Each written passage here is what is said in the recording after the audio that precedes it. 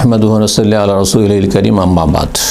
রাসূলুল্লাহ সাল্লাল্লাহু আলাইহি ওয়াসাল্লামের সহিহ মুসলিমের হাদিস বলছেন, মান সামা রমাদান, যেই ব্যক্তি রমজান মাসে সিয়াম পালন করলো, সুম্মা আতবাহু সিত্তা মিন শাওয়াল, তারপরে শাওয়াল মাসের 6টি সিয়াম পালন করলো, কানা লাহু কাসিয়ামুদ দাহর, তার জন্য সারা বছরের সিয়াম হয়ে গেল, সারা জীবনের সিয়াম। এইভাবে প্রতি বছর যদি চালাতে থাকে তো সে সারা জীবন যেমন রোজা অবস্থায় সিয়াম অবস্থায় থাকলো। এ হচ্ছে শাওয়াল মাসের 6টি সিয়ামের ফজিলত।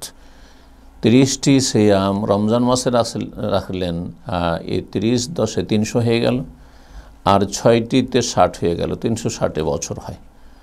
তো এই জন্য যারা রমজান মাসের সিয়াম পালন করেছেন তাদের জন্য বিশেষভাবে এই নফল এবাদত বন্দেগী, এটি হচ্ছে এবাদতের পরে নেক আমলের পরে নেক আমলকে কন্টিনিউ রাখার একটি লক্ষণ, যে শাওয়াল মাসেও এই 6টি সিয়াম পালনের জন্য যথাসাধ্য চেষ্টা করবেন, যদি বিশেষ কোনো অসুবিধা না থাকে। আল্লাহ তৌফিক দান করুন।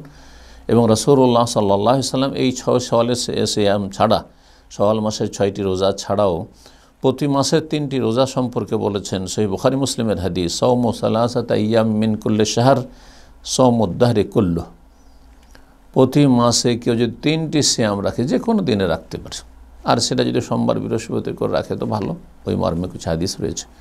বা 13 14 15 যদি রাখে, 13 14 15 চাঁদের তারিখে, তাহলে সেটা ইয়ামে বীজের সম্পর্কে হাদিস রয়েছে। কিন্তু এই হাদিসে অনুমুক্ত রয়েছে মাসে 3টি রোজা একসাথে রেখে নেন আপনি, শুরুতে, মাঝে, শেষে, অথবা ভেঙে প্রতি সপ্তাহে একটা করে রাখেন আপনি, বা আপনি মাসের 13 14 15তে রাখেন, যে কোনো সময় রাখেন না কেন একই রকম সওয়াব পাবেন। সাওমু সালাসাতা আইয়াম মিন কুল্লি শাহর, প্রত্যেক মাসে 3টি সর্বনিম্ন যদি নফল সুন্নত সিয়াম পালন করতে পারেন তো সাওমুদ দাহরি কুল্লু, গোটা বছরের আপনার 3 10 30 প্রতি মাস হয়ে যাচ্ছে। এইভাবে গোটা বছর হয়ে গেল, আবার নতুন বছর আসলো আবার রাখলেন, এইভাবে সারা জীবনের আপনার নফল সিয়ামের ফজিলত হয়ে গেল। আল্লাহ রাব্বুল আলামিন আমাদেরকে যেন ফরজের পরে বেশি বেশি সুন্নত নফল বাড়াবার তৌফিক দান করেন। ওয়া সাল্লাল্লাহু সাল্লাম আলা নবিয়িনা মুহাম্মদ ওয়া আলা আলিহি ওয়া সাহবিহি আজমাইন।